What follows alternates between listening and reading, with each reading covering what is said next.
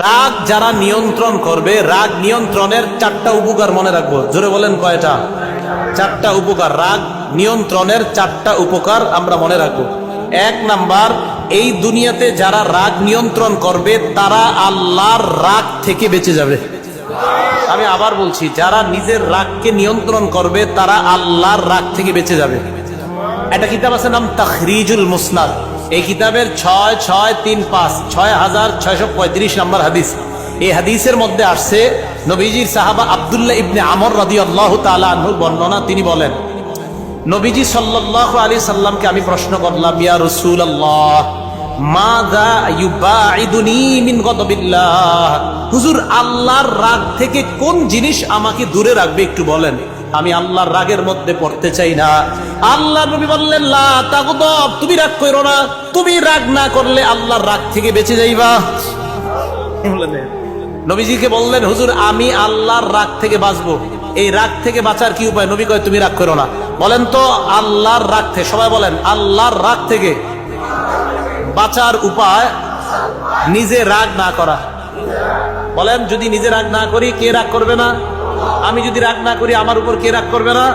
আল্লাহ রাগ করবে। তাহলে আল্লাহর রাগ থেকে বাঁচার সবচেয়ে বড় 1 নম্বর উপকারী, রাগ না করার উপকার হলো আল্লাহর রাগ থেকে বাঁচা যাবে।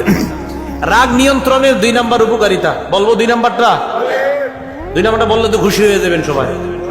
2 নম্বরটা আবু দাউদ শরীফের 4777 নম্বর হাদিস। এই হাদিসের মধ্যে আসছে নবীজি সাল্লাল্লাহু আলাইহি সাল্লাম বলেন, মান কাযামা গায়যা, যে ব্যক্তি রাগ নিয়ন্ত্রণ করেন, একটু আমার দিকে তাকান, বসেন। রাগ নিয়ন্ত্রণ, আমি ওনার একটা ঘুষি মারতে পারি, দেখেন রাগ নিয়ন্ত্রণ করে। ওয়া হুয়া কাদিরুন আলা আইয়ুনফিজা, নবীজি বলেন যে ব্যক্তি রাগ প্রয়োগ করার ক্ষমতা থাকা সত্ত্বেও প্রয়োগ করে না, রাগ প্রয়োগের ক্ষমতা প্রয়োগ করে না। এক ব্যক্তি দোকানের কর্মচারীকে রাগ কইরা বিদায় করে দেওয়ার ক্ষমতা আছে, তুই এটা করলি কেন? স্যার ভুল হয়ে গেছে। তুই এটা করলি কেন? ভুল হয়ে গেছে। রাগ উঠতেছে, এবারে বাদ দিয়ে দিই। নবীজি বলেন এই রাগ প্রয়োগ করার ক্ষমতা আছে তোমার? হ্যাঁ আছে। মান কাযামা গায়যা, আচ্ছা ঠিক আছে, আচ্ছা আর করিস না, কিন্তু মনে মনে চাইছে ওরে বিদায় করে দেই। রাগ প্রয়োগের ক্ষমতা ছিল, ক্ষমতা প্রয়োগ করে নাই। আল্লাহ নবী বলেন, দাআহুল্লাহু ইয়াউমাল কিয়ামাতি আলা রুউসিল খালাইক, এই ব্যক্তিকে আল্লাহ কিয়ামতের ময়দানে কোটি কোটি মানুষের সামনে ডাক দিবে। এদের মধ্যে ডাক দেওয়ার পর ফায়ুখাইয়িরুহুল্লাহু মিনাল হুরি মা শা, হুরদেরকে আল্লাহ দেখায়া বলবেন, যেটা মন চায় ওটা নিয়ে জান্নাতে যাও।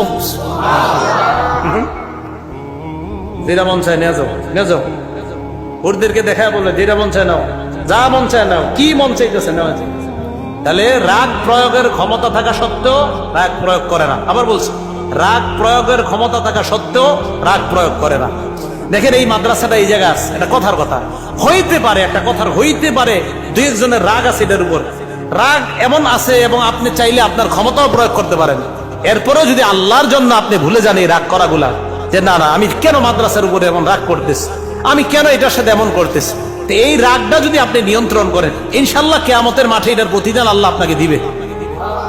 তাহলে মাদ্রাসার প্রতি সবাই সন্তুষ্ট আছি তো? আমরা আসলে সন্তুষ্ট আছেন তো? সবাই একটু জোরে বলেন, সবাই সন্তুষ্ট আছেন তো?